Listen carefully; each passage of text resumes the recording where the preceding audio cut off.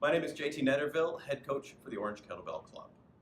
This is Kettlebell Sport Regulations and Judging Standards, Module 1. This module is an overview of general judging standards for kettlebell sport competitions. For a written version of these regulations, please visit orangekettlebellclub.com. All lifters, regardless of experience and weight load, will be held to these rules. To receive full points for your sets, know the technical rules of performance and technical fouls listed below.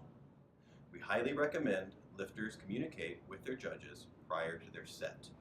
If a lifter has any physical limitation affecting elbow lock, the lifter must demonstrate to the platform judge the physical inability to straighten their arm or arms in the overhead position before the competition set begins.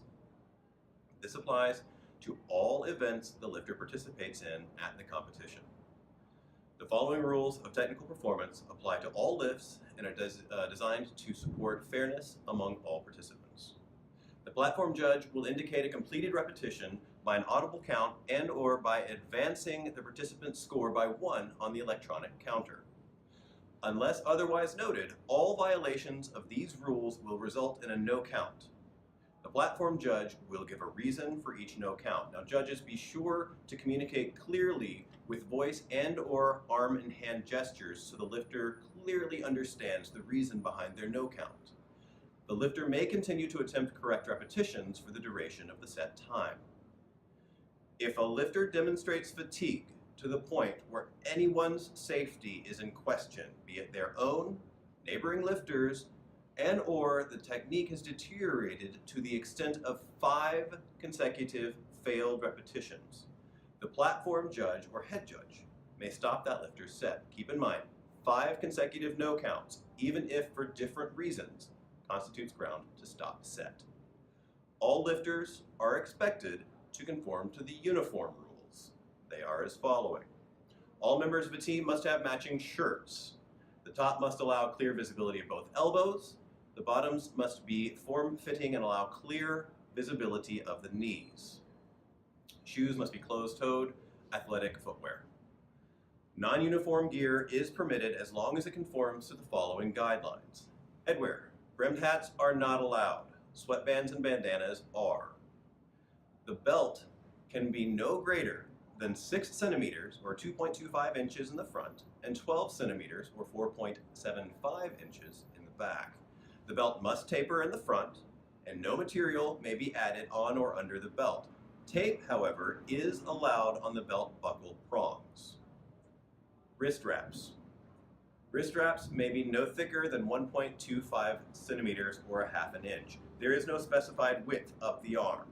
They may be one continuous loop, such as a wristband, or a cloth bandage, such as Ace or some other brand. Wrist wraps may be worn 1 per arm. Inserts of any kind are not allowed. If your wrist wraps are designed to hold shielding or any sort of plastic insert, it must be removed. Knee wraps may be used at the lifter's discretion. Kettlebell preparation. You may use chalk and water on the handle. That is all. A technical foul is defined as an action or an attitude of the lifter demonstrating the lack of preparedness to maintain proper form for the duration of the competition set. The call for any technical foul is stop. After the stop command, the lifter must put down the kettlebells. All previously counted repetitions will be counted as the participant's score. If 3 competition officials deem a participant's behavior sufficiently deplorable, he or she will be disqualified from the competition.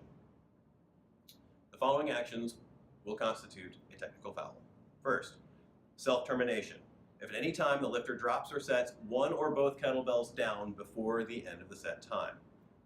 2, the lifter leaves the platform. If the lifter steps or falls off the platform during the competition set in any way, a stop command will be given.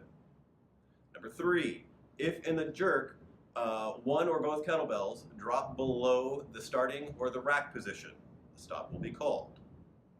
Number 4, if in the snatch or long cycle events, the kettlebells stop moving or dead hang in the swing position for the snatch or the position below rack for long cycle, a stop set will be called. Number 5, second freehand assist. If during the snatch event the lifter touches the kettlebell with the free hand after the switching of sides, a stop command will be issued. Extra swings. If a long cycle lifter has received a warning or no count for 2 consecutive extra swings and performs a third extra swing, the platform judge will stop the set. For snatch, the lifter will receive 1 warning for a single extra swing for the entire set. More details on that in Module 4, Snatch Rules and Regulations. Snatch also, second side shoulder touch. If in the snatch event the kettlebell is lowered to the shoulder on the second side after the hand switch, the set will be stopped. Not switching sides. If a snatch lifter plainly ignores the judge's command to switch sides and continues attempting repetitions after receiving a warning or no count on the first side for a technical violation, the set will be stopped. Attitude can also count as a technical foul. If the lifter demonstrates multiple incidents of poor sportsmanship during the competition, the lifter will be disqualified only if 3 competition officials agree. Acting disrespectfully towards any fellow competitor, event official, or competition equipment, such as throwing the kettlebells at the end of a set, are all grounds to disqualification due to poor sportsmanship. All lifters must be in place with their kettlebells prior to the 10-second countdown to start the set.